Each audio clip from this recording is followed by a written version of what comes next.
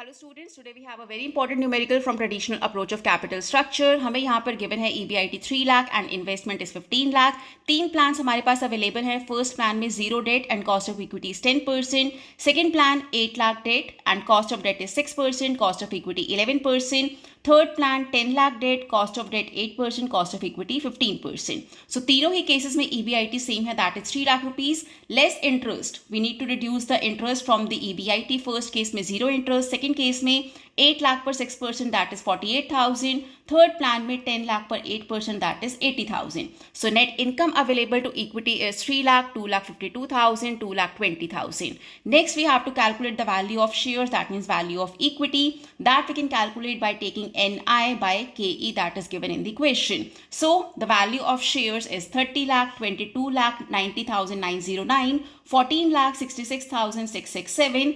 Now we need to add the borrowings that is given in the question for every given plan. First case में कोई borrowing नहीं है, so it is nil. Second case में 8 lakh and third case में 10 lakh. So the value of firm we can calculate by taking S plus B. First plan में it is 30 lakh.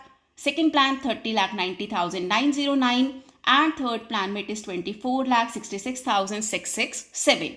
Last में we need to calculate overall cost of capital that we can calculate by taking EBIT by V, which is 10%, 9.71%, 12.16% for the three plans. So we can see that under traditional approach, if we increase debt content in the capital structure, we can increase the value and reduce overall cost of capital, but only up to a certain point. After that, the value of firm declines because we have introduced more debt than the limit, that is we can say optimal capital structure. So the value of the firm has declined and also KO has increased.